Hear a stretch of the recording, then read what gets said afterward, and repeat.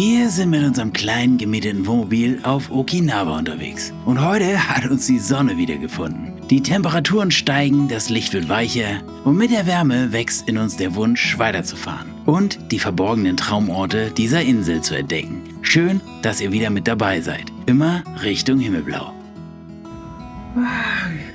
Moin! Guckt euch das an. Sonne im Paradies.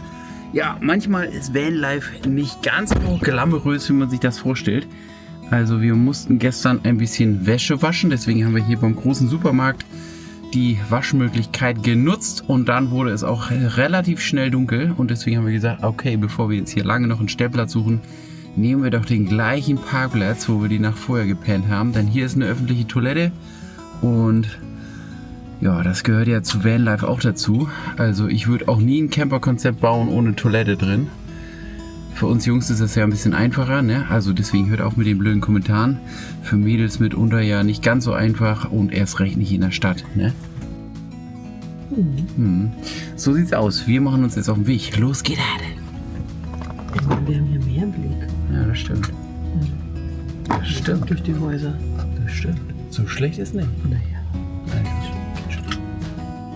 Okinawa ist Japans südlichste Inselregion und bekannt für ihr subtropisches Klima, türkisblaues Meer und eine ganz eigene Kultur, die aus dem ehemaligen Königreich Ryukyu entstanden ist. Noch heute spürt man hier den Mix aus japanischen, chinesischen, südostasischen und amerikanischen Einflüssen. Mit dem Wohnmobil lässt sich die Insel besonders gut entdecken. Die Entfernungen sind überschaubar, die Straßen in einem guten Zustand und überall gibt es diese kleinen Supermärkte, 24-Stunden-Kombinis und Raststätten, an denen man fast alles findet, was man für den Alltag im Camper braucht. So ist man auch abseits von klassischen Campingplätzen flexibel unterwegs. Und Japan gehört zu den sichersten Reiseländern der Welt. Nicht, weil hier Karate erfunden wurde, sondern wegen dieser besonderen japanischen Lebenshaltung. Ruhig, respektvoll und organisiert. Zwischen Traumstränden, Korallenriffen, kleinen Dörfern und historischen Städten, wie den Burgruinen der Ryukyu-Zeit, erlebt man eine entspannte Atmosphäre, die sich deutlich vom restlichen Japan unterscheidet. Der amerikanische Einfluss durch die Militärbasen ist hier ebenfalls spürbar und gehört heute ganz selbstverständlich zum Alltag. Mit dem Wohnmobil bedeutet Okinawa vor allem Freiheit. Spontan anhalten, am Meer bleiben, im Dorf einkaufen, an einer Raststätte übernachten und am nächsten Morgen einfach weiterfahren. Kurze Wege, gute Infrastruktur und eine Mischung aus Natur, Kultur und Ozean machen diese Insel zu einem perfekten Reiseziel auf 4 Rädern.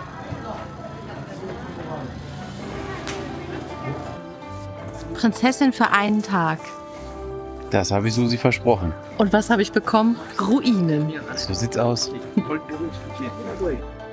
Ja, Moment, das sind nicht einfach nur Ruinen, sondern die Ruinen der Burg Nakijin, ganz im Norden von Okinawa. Diese Mauern sind UNESCO-Weltkulturerbe, Zeugen eines alten Königreichs, von Machtkriegen und Vergänglichkeit. Aber das wirklich Bezaubernde ist der Zeitpunkt. Denn zur Kirschblütenzeit wandeln sich die alten Steine in einen Traum aus Rot, Weiß und Rosa. Auf Okinawa beginnt diese Zeit schon im Januar und sie ist erschreckend kurz. Die Kirschblüte selbst hält oft nur eine Woche.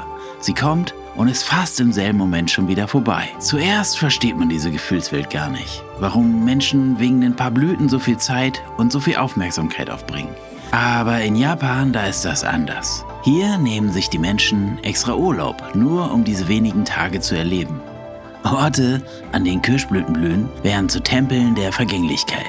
Denn Sakura ist mehr als nur schön. Sie steht für den Frühling, für Neubeginn, für Hoffnung und vor allem für Mono no Aware, das leise Wissen, dass alles Schöne vergeht. Die Blüten explodieren in voller Pracht und fallen kurz darauf wie Schnee zu Boden.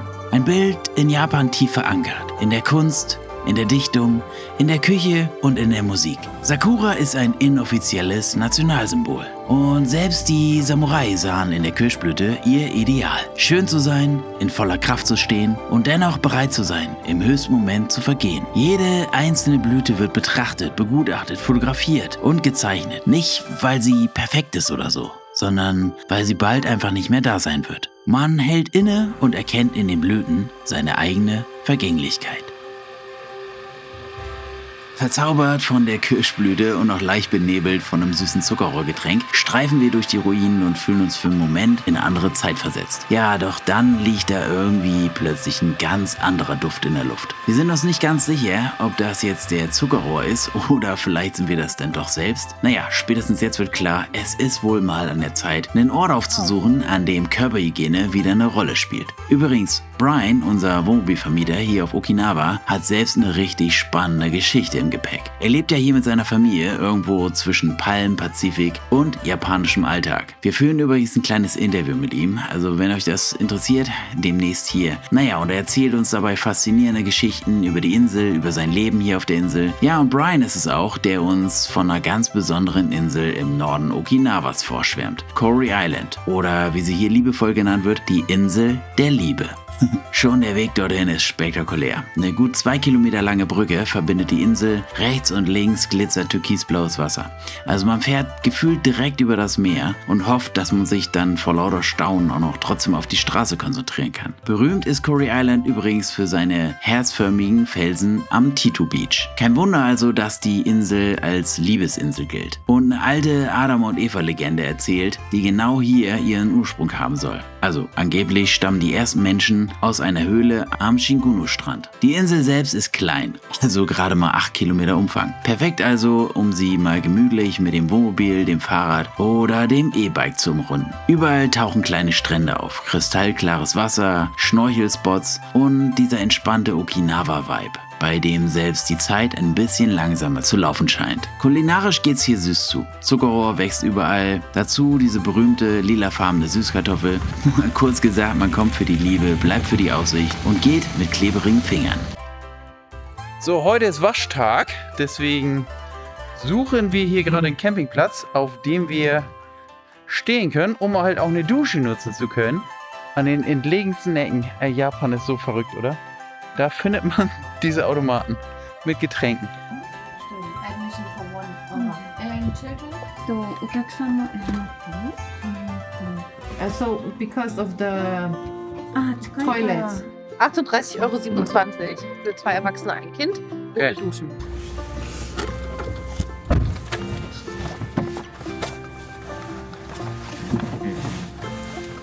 Also, wir sind jetzt hier in der Rezeption und versuchen wir mal hier einen Platz zu finden. Links. Halten Sie sich links. Ja, der Ausblick ist auf jeden Fall schon mal ein Träumchen, oder? Ja.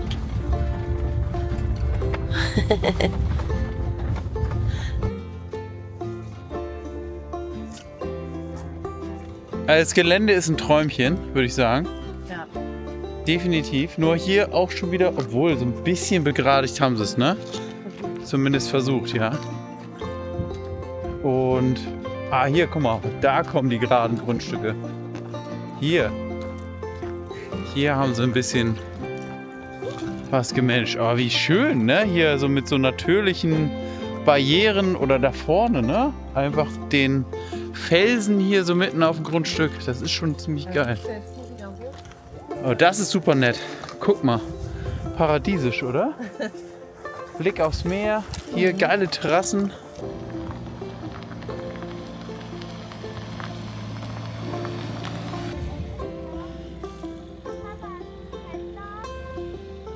Das schafft er.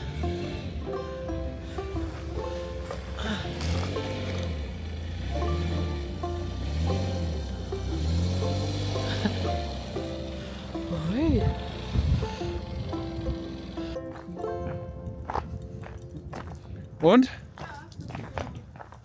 Einfach 2 Duschplätze und die kannst du dann trennen mit. Ach, das ist Frauen? Okay. Kannst du bei dir mal gucken? Oh, Ja. das ist süß gemacht hier. Das ist süß, ja. Barcelona-Style. Ein bisschen, ja. Ja. Hier mit der Terrasse ist sehr schön. Oh, Susi.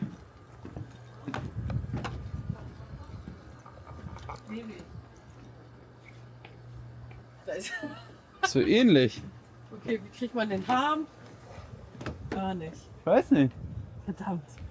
Weiß nicht. Kann man nicht sich einfach... Das wäre geil. Einfach mal Da hinten ist ein Duschschlauch. Keine Ahnung, ob es da warmes Wasser gibt. Kaltes Wasser. Okay. Einfach. Einfach, aber sehr sauber.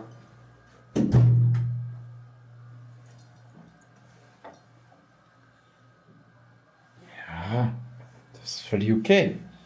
Also, solange das so sauber ist, kann ich da nicht meckern. Und Klo?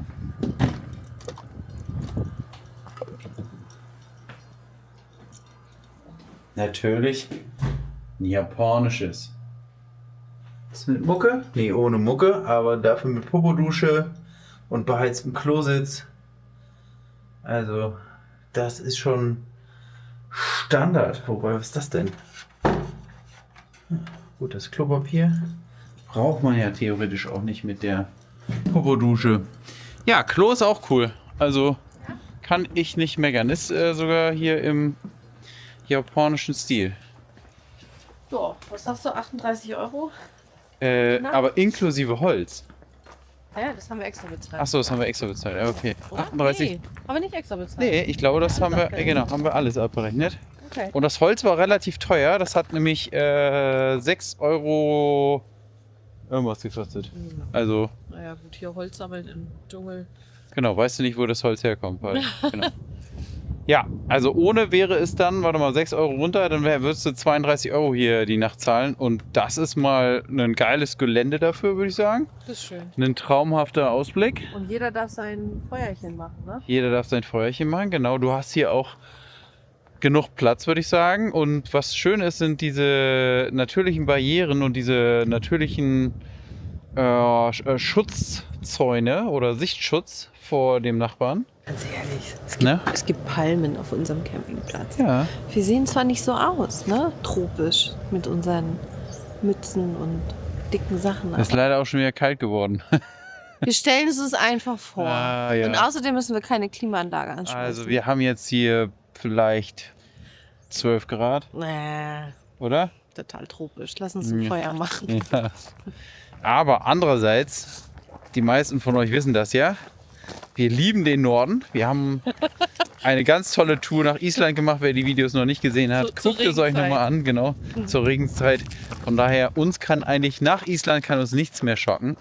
Da bist du ja, mit allen Wassern gewaschen, ne? Da kann gar nichts. Holz haben wir gekauft und der Brian hatte uns als Spezialequipment gleich so eine Feuerschale mitgegeben. Ich bin ja mal gespannt, wie das Ding aussieht hier, ne? Lagerfeuerholz hier hinlegen, auftun. Also irgendeine Art Feuerdecke. Ja. Schon mal gut. Keine Jo, Ahnung, geil, was das ist süß, du. Was ist das hier? Und mit dem großen Holz geht das? Oder? Mal gucken. Und Das wird noch aufgeklappt. Darf ich es anmachen? Ja, mach. Ja. Ich habe ja schon fast einen Feuerschein bei den Pfadfindern bekommen. Auch ohne tropische Temperaturen fühlt es sich hier irgendwie paradiesisch an. Wir stehen mit unserem Camper auf einem wunderschönen Campingplatz. Auf einer kleinen Insel mitten im Pazifik. Vor unserem Wohnmobil knistert ein kleines Lagerfeuer. Und mit dem Blick bis hinaus aufs Meer genießen wir die Ruhe der aufkommenden Nacht. Um uns herum wird es langsam dunkler. Die Farben verblassen, die Silhouetten der Palmen zeichnen sich gegen den Himmel ab und die Geräuschkulisse verändert sich. Das Rauschen des Meeres wird präsenter. Irgendwo zirpen Insekten. Der Wind streichelt leise durch die Bäume. Wir sitzen am Feuer, wärmen uns die Hände und merken, wie diese Zeit hier etwas anders tickt. Eine Insel geprägt von vielen Einflüssen. Japanisch, amerikanisch, südostasisch, pazifisch und einer ganz eigenen ruhigen Seele. Und genau in solchen Momenten wird uns wieder klar, warum wir unterwegs sind. Warum wir mit dem Wohnmobil losgezogen sind. Warum wir diese Orte, diese Stille und diese einfachen Momente suchen. Ein Feuer, das Meer, die Nacht und das Gefühl, für einen Augenblick genau am richtigen Platz zu sein.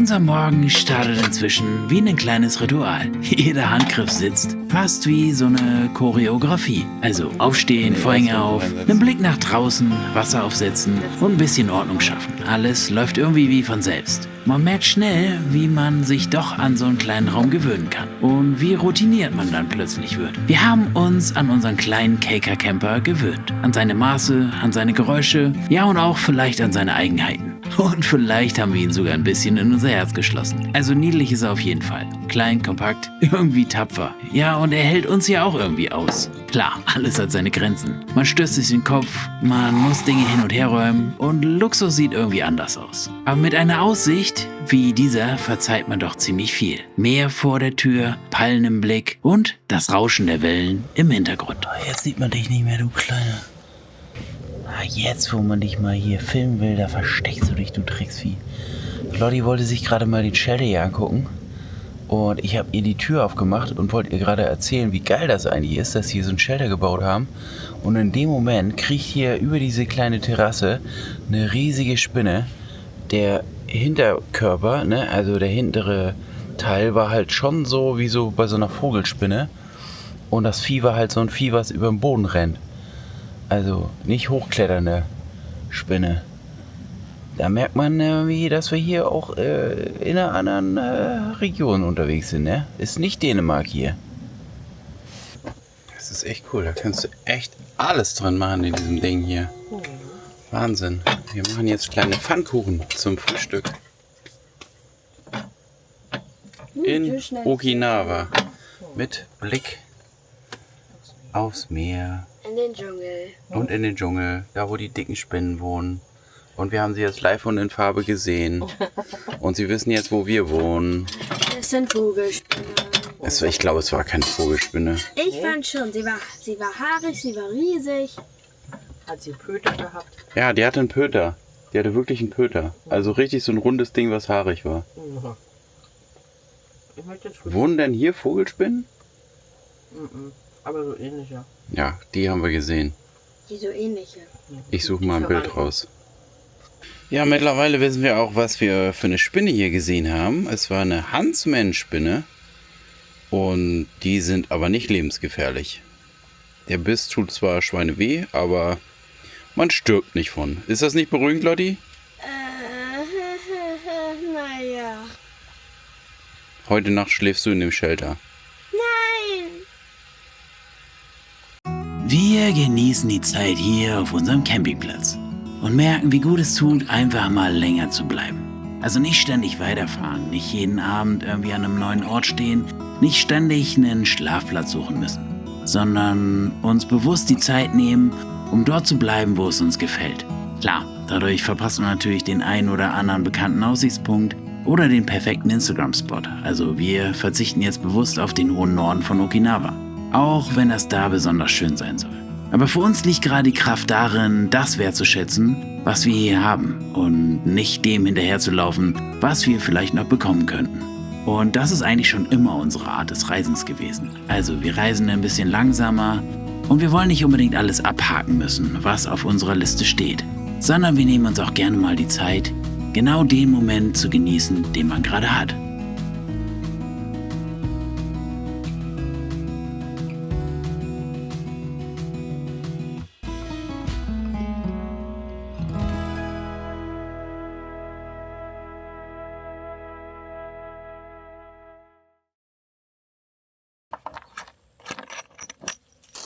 Jo, was wir nicht so gedacht hätten, ne? Müll ist auf jeden Fall ein Thema in Japan.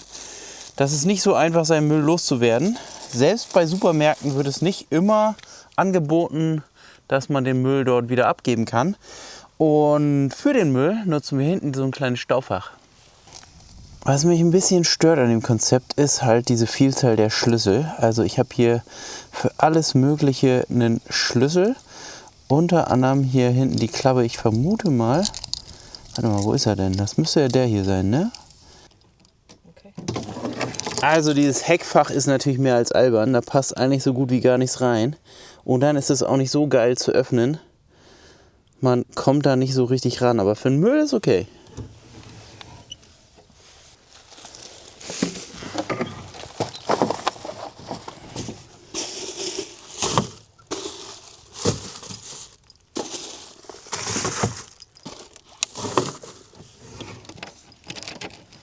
Sag mal, Marco, warum gibst du das hier nicht am Campingplatz ab? Ja, weil selbst hier auf dem Campingplatz ist es nicht so einfach mit dem Müll. Die haben nicht immer eine Müllentsorgung und auch keine grundsätzliche Entsorgung. Also wer hier mit dem Camper unterwegs ist und Abwasser ablassen will, das ist hier auch nicht möglich. Müll ist ja leider überall auf der Welt ein Thema und in Japan ganz besonders. Hier ist man für den Müll, den man produziert, selbstverantwortlich. Die Japaner nehmen ihn oft einfach wieder mit nach Hause. Und wir fragen trotzdem nochmal nett an der Rezeption nach und dürfen unseren Müll dort abgeben. Der Camper ist also wieder startklar und wir verabschieden uns von der kleinen Insel der Liebenden. Wir sind wieder unterwegs auf den Straßen von Okinawa, fahren Richtung Osten. Und der Grund dafür ist ganz einfach. Susi hat nochmal einen Tipp bekommen und genau das lieben wir ja. Also nicht die Orte aus dem Reiseführer, nicht die Punkte, die jeder abklappert, sondern diese kleinen Empfehlungen, bei denen jemand sagt, ja, fahr da mal hin, das könnte euch echt gefallen. Orte, die nicht laut sind, sondern einfach sich richtig anfühlen und die man entdeckt, weil sie jemand von Herzen weitergibt.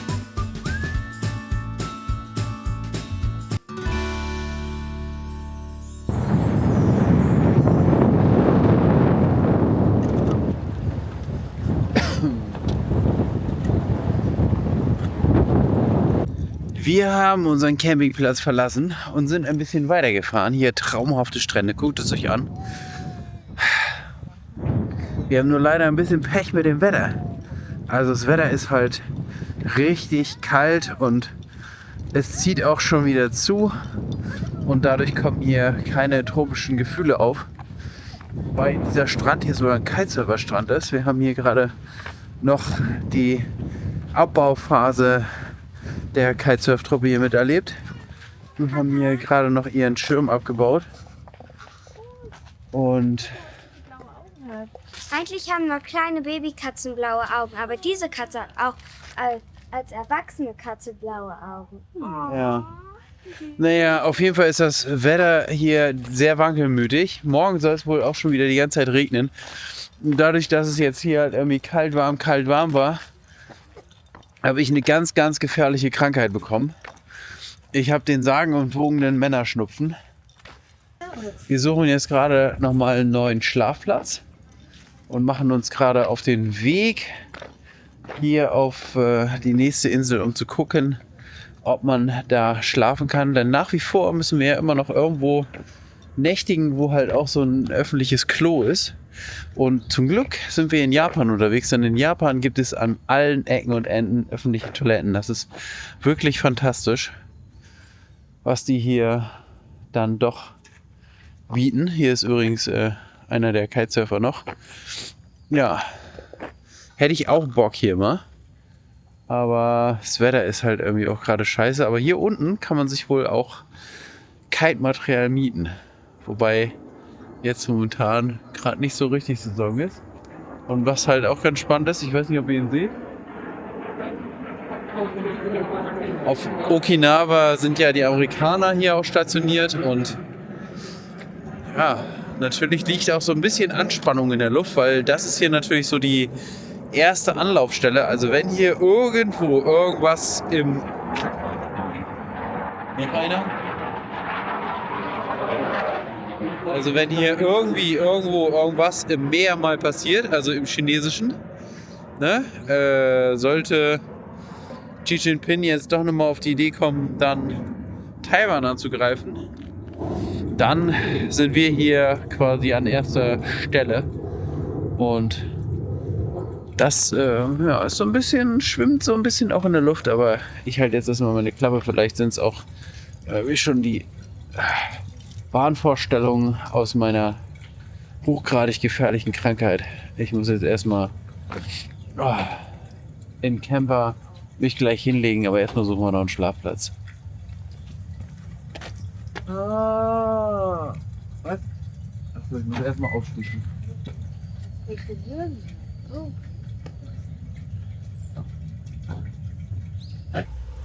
Der Ort hier, das ist auch ein Parkplatz. Das ist südlich auf der gleichen Insel. Und das ist ein Tipp von der Freundin von Jan, der Bruder von einem guten Freund, der die hier kennengelernt hat. Und die ist wohl auch öfter mit dem Camper unterwegs. Und die hatte uns den hier oben gesagt. auf Hamahiga Island und den hier unten. Aber hier unten bin ich mir nicht sicher, ob wir da hinkommen, weil hier wohl nur so ein schmaler Weg lang geht. Und hier ist der Parkplatz. Und hier sind die Toiletten. Ja, wir gucken uns das an, ne? Ey, und was auch richtig verrückt ist, ne? Man hört hier die ganze Zeit immer irgendwelche Flugkörper am Himmel. Vom Helikopter bis Düsenjet bis, was weiß ich hier, Transporthelikopter. Also die ganze Zeit ist hier irgendwie irgendwas los, ne? Das ist schon Wahnsinn, oder? Ja, also sehr präsent hier das Militär. Hätte ich jetzt auch gar nicht so erwartet. Nee. Und die haben auch mehrere Stützpunkte hier. Und das sind dann wie so kleine Städte, ne? Komplett abgeriegelt, alles haben die da. abgezäunt. Ja, da darf natürlich auch nicht jeder rein. Darf keiner rein, genau. Oh, ist ganz schön laut, Und ne? normalerweise, wenn man hier jetzt ja irgendwas fehlt, also wir haben ja den Brian gefragt, was jetzt wäre, wenn jetzt hier irgendwie ein Scharnier kaputt ist oder so ein Türgriff kaputt ist, was er denn macht, ne? Weil Amazon und eBay ist halt hier relativ schwer. Und er meinte, er ist schon ganz neidisch, weil auf der Air Force Base hier so ein Speziallieferdienst von Amazon ist, ne? Die kriegen wohl alles. Ja. Die können über eBay und Amazon bestellen und dann wird das hier zur Basis geliefert. Er kann das ja halt nicht, ne?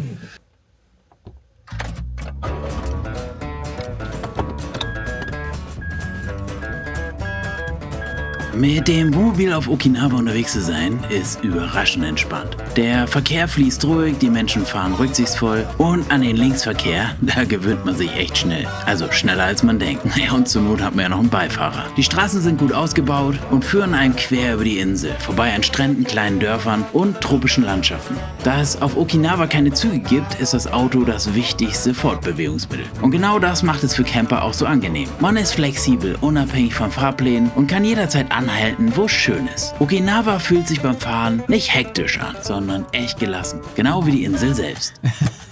Da hinten sind Getränkeautomaten. Ja, das ist aber in Japan ja kein Running Gag, ne? Weil hier sind überall Getränkeautomaten. Was ist jetzt los? Jetzt wird angesagt, dass die Bürgersteige hochgeklappt werden. Was ist hier bei uns los? Ja, ist ja alles gut eigentlich.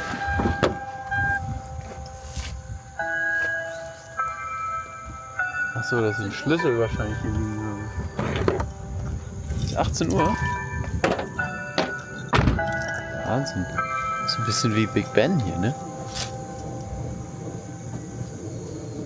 Boah, es ist auf jeden Fall ein Träumchen, Leute. Guckt euch das mal an, ne? Hobby und Hafen, das ist ja sowieso... Da geht mir ja das Herz auf, ne? Hier liegen die Kähne rum. Guckt es euch an. Das ist ja schon mal ein Träumchen hier. Direkt am Hafenbecken, ne? Hier wird unten abgehangen. So, also sehr geil.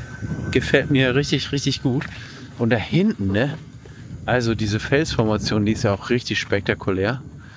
Wahrscheinlich steht jetzt auf diesem Schild da, bitte nicht campen, ne?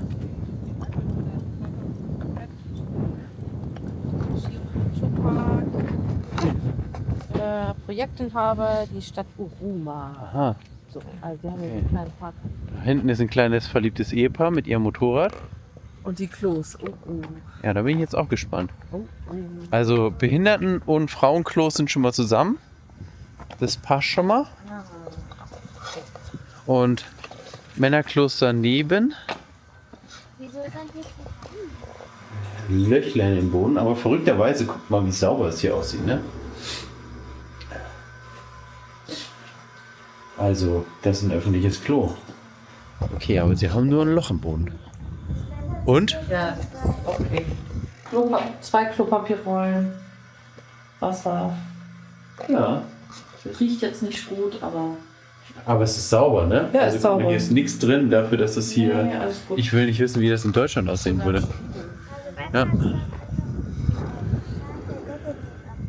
Nee, das ist echt, echt schön. Und wollen wir mal da hinten zu der Felsformation gehen? Sollten wir wieder bleiben?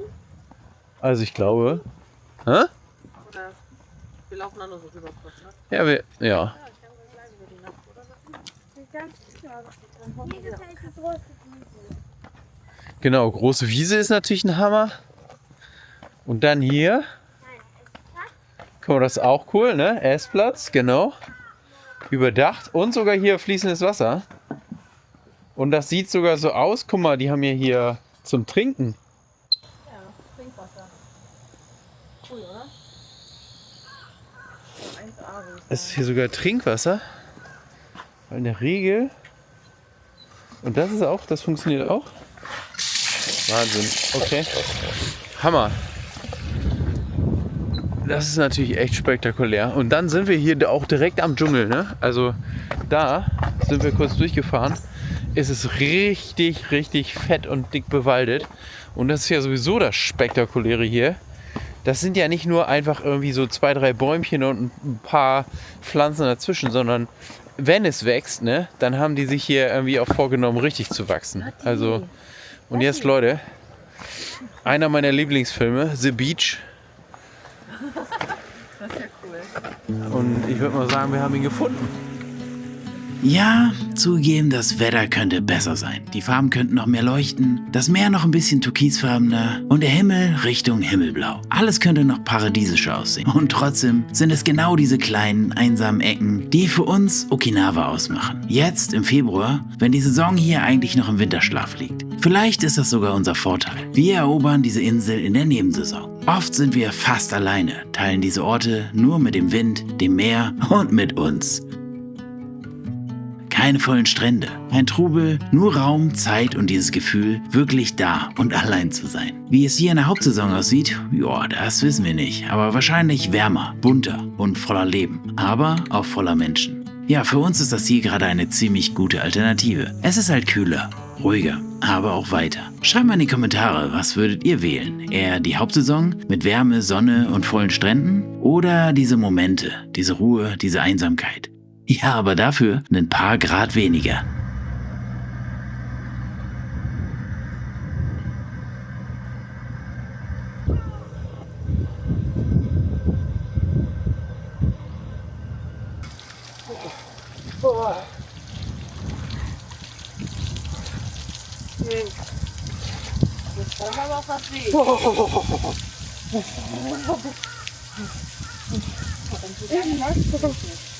Hä? Wie lange läuft die denn? 3 Minuten. Dann hast du ja noch. Das schaffst du, Papa.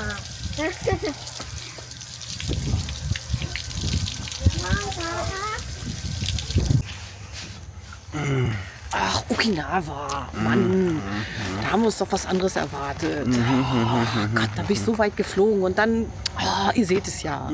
Pudelmütze, hier Schal. Und einen halbtoten Mann. Ach ja, Männergrippe haben wir uns auch noch eingefangen. Ja. Haben wir alle was von. Naja, aber dafür hatten wir jetzt hier einen wunderschönen Platz, also wenn die Sonne scheinen würde. Das muss traumhaft sein hier. Ja. Am Strand und so. Ich denke Hier ist gerade. sogar eine Dusche. Ihr könntet hier am Strand reinhüpfen und dann kann ein Klo, Dusche, ein ruhiger Platz zum Schlafen. Ein Steinwurf entfernt der Strand, wo man abends wunderschön Lagerfeuer machen Haben wir noch kann. gemacht, ne? Schön eingemurmelt und so. Genau. Also wir können den Platz empfehlen, aber das Wetter können wir hier gerade nicht empfehlen. Ey. Das ist wie zu Hause. Ja, das stimmt. Naja, Aber vielleicht ist es ja auf der anderen Insel ein bisschen besser. die da hinten. Ja. Naja, los, gehen wir gucken.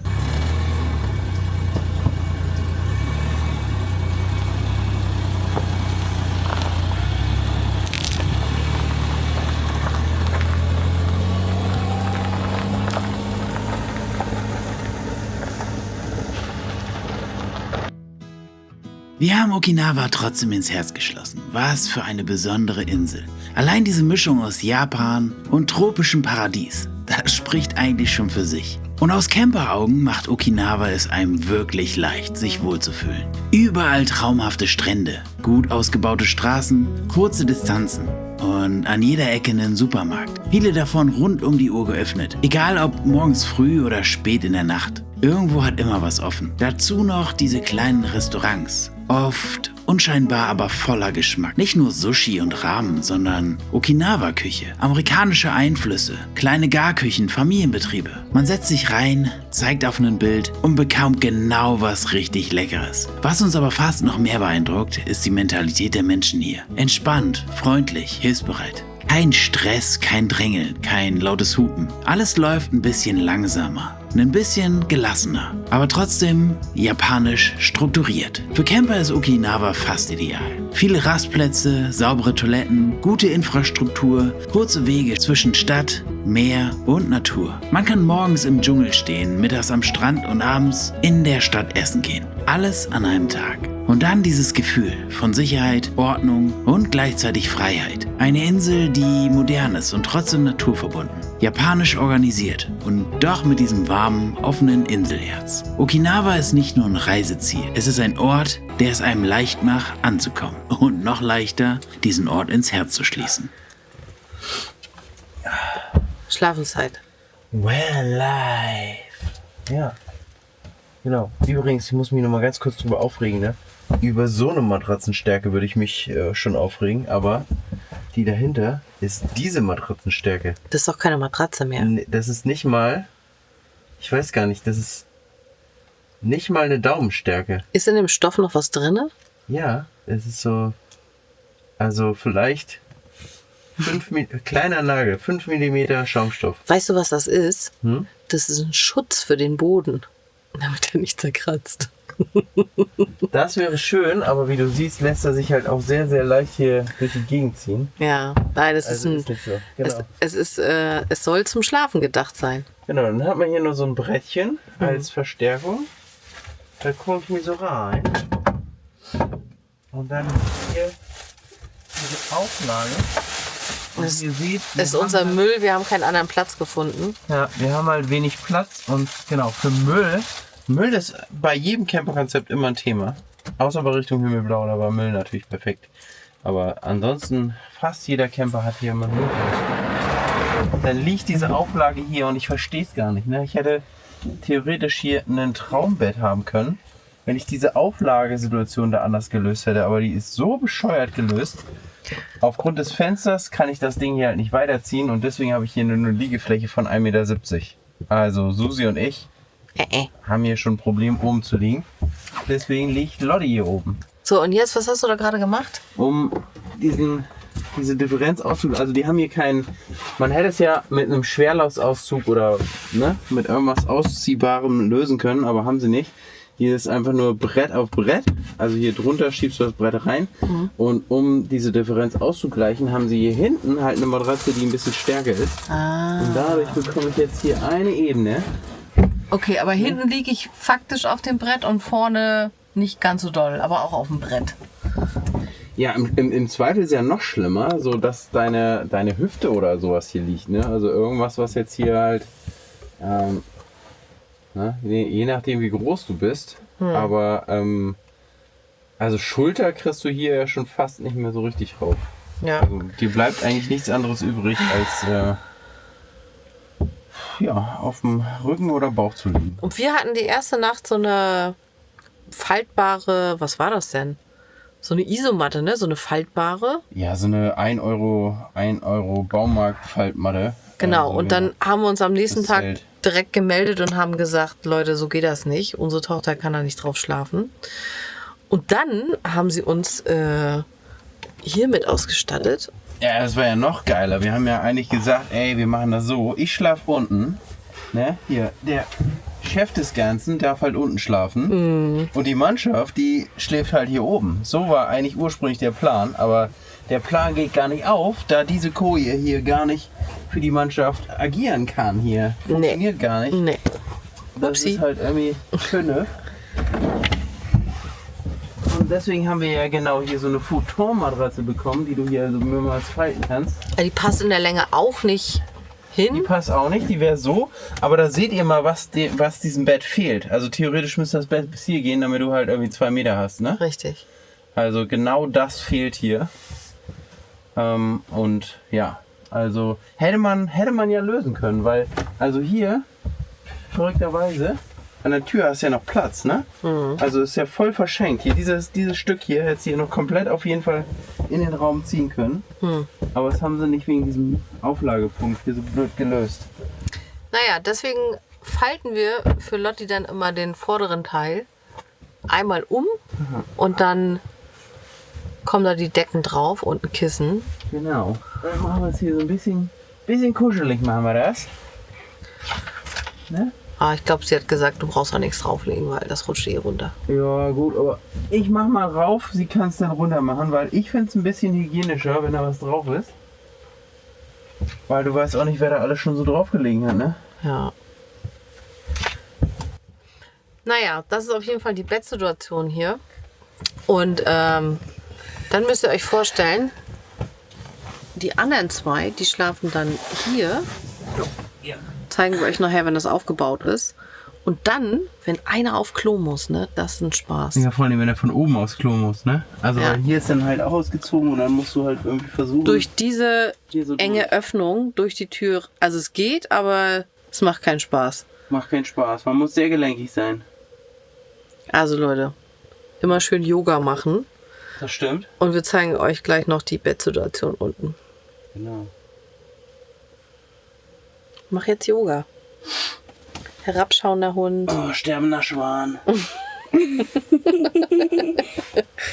Oh, und dieses Rumgeräume immer, ne? Ja, Ach Gott, ey, da das muss ich stimmt. sagen, ist auch nicht so mein Favorit hier. Ja, wobei, also eigentlich bin ich ganz begeistert von der Größe dieses Autos, ne? Also, du hast ein extrem kleines Auto, du hast unfassbar viele Möglichkeiten aufgrund der Größe. Wir hätten hier mit einem größeren Camper gar nicht herfahren können. Nee, Du kannst einfach so auf Parkplätzen stehen, du fällst nicht auf, du bist ein bisschen Stealth-Camper, weil man diesem Auto gar nicht ansehen würde oder erahnen könnte, dass hier Leute drin schlafen, aber es ist halt möglich. Was mich aber richtig aufregt, sind halt diese Details, diese schlecht geplanten Lösungen. Also diese Nummer hier, die hättest du relativ easy besser machen können. Also angefangen mit einer stärkeren Matratze. Schlafen ist das Wichtigste im Camper. Also warum ist hier keine ordentliche Matratze drauf? Bis hin zum Bettlänge, also mit 1,70. Es kann ja nur als Kinderbett dienen und nicht ernst gemeintes Alternativbett sein. Es wäre aber viel, viel cooler, wenn es ein ordentliches Bett wäre, weil du diesen Sitzbereich dann halt auch abends weiter nutzen könntest. Einer könnte sich schon mal hinlegen, der andere könnte hier noch rumwerkeln und es wäre cooler, wenn du oben halt schlafen würdest und hier sitzen würdest.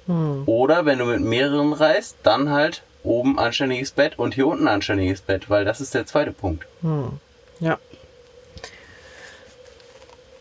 Kleine Chinesen sind, aber da passen da genau rein. Die Japaner passen da rein. Die sind sehr klein. Ah, ich habe auch schon größere gesehen. Und außerdem kommen ja auch viele Touristen hierher, die sich das Auto leihen und die sind dann vielleicht ein bisschen größer. Also, ne? Dann, Aber die meisten Ausländer, die gehen doch in Hotels und so. ja, die meisten sind nicht so verrückt wie wir. Ja, wobei, also ich muss schon, also dieses Klischee, dass Japaner alle klein sind, das kann Ich ich habe nicht- auch schon größere Ja, gesehen. genau, das kann man jetzt Ja, nicht, ja. kann man nicht irgendwie unterstützen. Und selbst wenn, also 1,80 finde ich als Bett schon, Müsste schon drin also sein, ne? 10 Zentimeter hätte man dem hier schon geben Ja. müssen. Okay. Ne? Und das ist genau halt, das sieht fast so aus, als wenn denen im Nachgang aufgefallen ist, oh, geht doch nicht. Weißt du? Ja. Ach komm, das lassen wir jetzt so. Bett bauen ist hier so ein kleiner Holzflock drin, der verhindert, dass die Schublade aufgeht. Aber jetzt kann man, wenn der Tisch hier auch geblieben wäre, das ist alles so ein bisschen, naja, so und jetzt kann man die Schublade hier theoretisch ganz rausziehen und da ist dann oben ein Brett.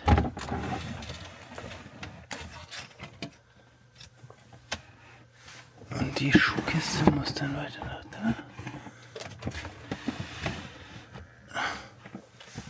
Und da kommt dann die Matratze drauf. Und zwar diese hier. Die zieht man dann darüber. Schlupp. Und hier wird sie einfach. Das Geilste ist, wenn du hier jetzt aus der Tür raus musst, weil hier ist ja auch kein Klo an Bord und man muss mal pipi, dann und von da oben runterklettern muss, dann muss der da liegt, erstmal ein bisschen Platz machen und dann muss man sich hier so rumschlängeln und dann muss man hier versuchen, sowohl raus als auch wieder rein. Das schaffen junge Männer einwandfrei. Und aus Erfahrung kann ich sagen, ältere Männer auch. Genau. Nicht mehr so schnell und immer mit Geräuschen, aber ansonsten Und vor allen Dingen, schon. ich klappe hier dann im Halbschlaf die Füße zur Seite, damit du dran vorbeikommst. Ja, genau. Deswegen heißt es jetzt erstmal Guts Nächtle. Ne? Schlaft's gut. Schlaft's gut. Schlaft's gut. Ja, Bis genau. morgen. Haltet die Ohren steif. Wir sehen uns morgen in aller Frische und morgen bin ich wieder fit und gesund. Hoffe ich. Weil der Schlaf hier einfach so eine heilende Wirkung hat. Ach ja. Oh mein Gott, das ist...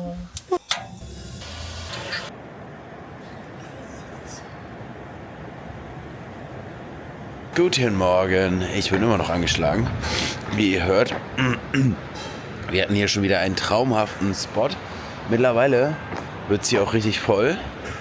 Also auch die Japaner wissen, dass es hier ein traumhafter Spot ist. Das ist ein ehemaliges Schwimmbad. Da hinten sind so kleine Terrassen.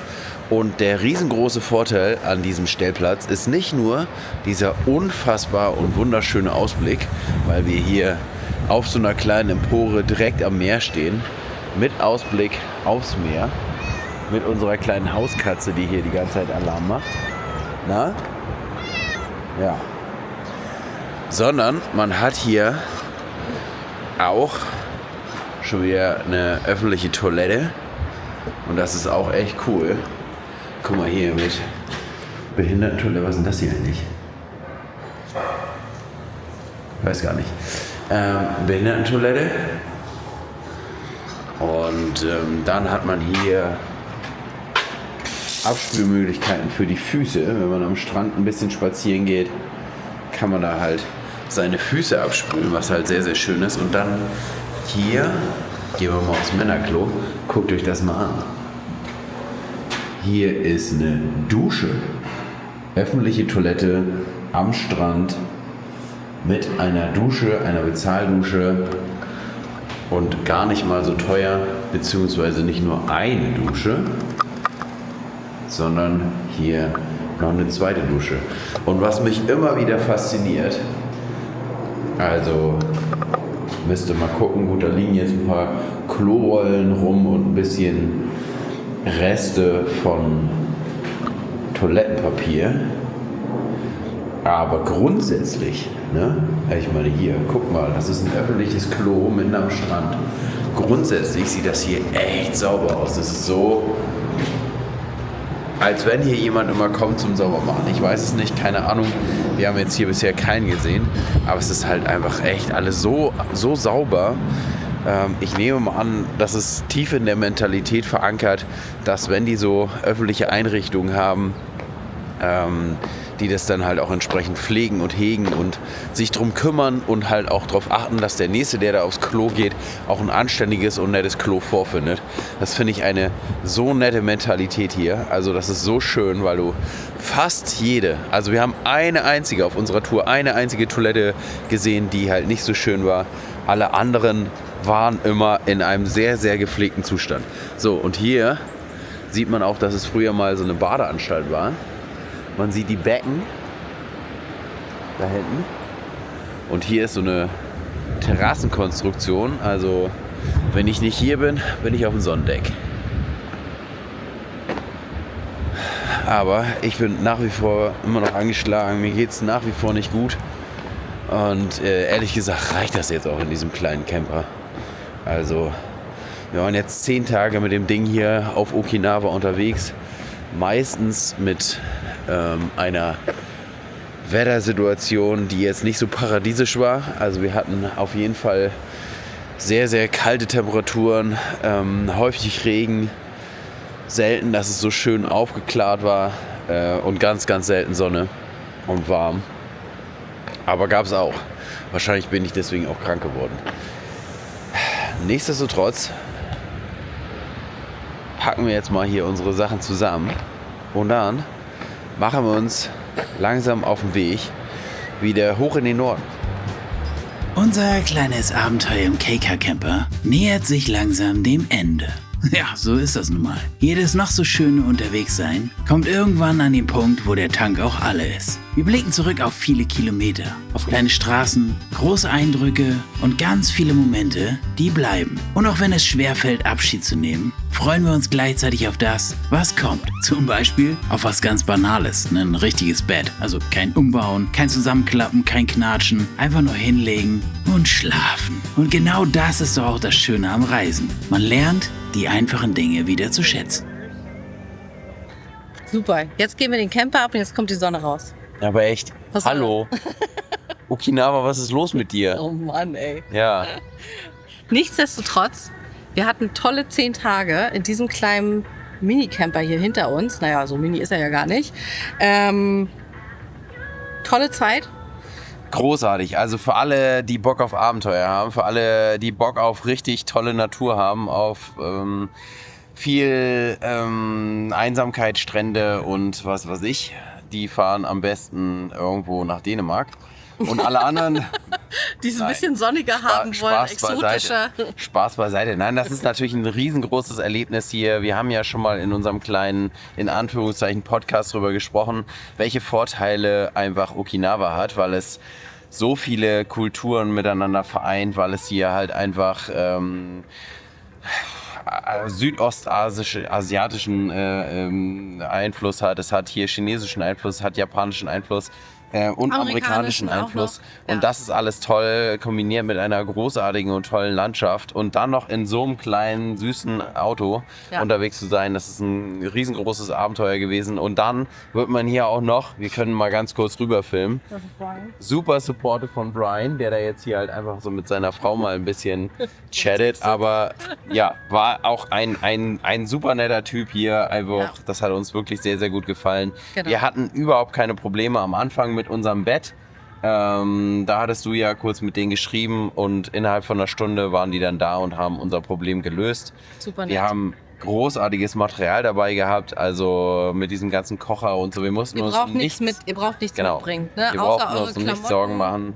Es ist alles dabei gewesen. Also das war sehr, sehr gut ausgestattet. Bettdecken, Kisten, alles. Genau. Ja. Ja, können wir echt empfehlen. Also falls ihr mal hier seid auf Okinawa, macht das. Das macht echt viel Spaß, die Insel so zu erleben. Ja. Und es gibt tolle Spots zum Stehen, es gibt Campingplätze. Also es ist eigentlich für mich gerade das perfekte Campingland. Ja. Beste Saison übrigens.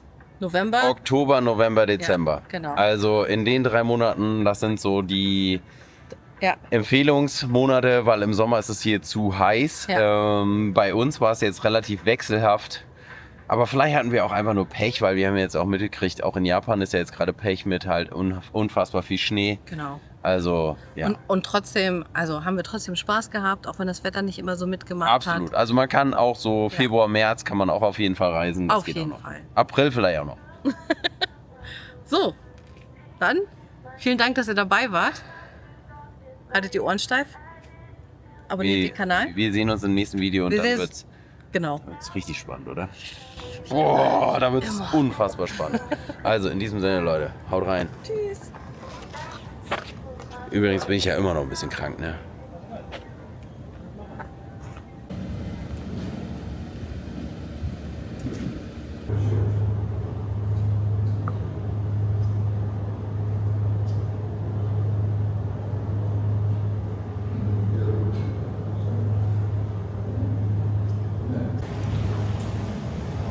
Tja, ich dachte gerade, wir sind hier bei Breaking Bad.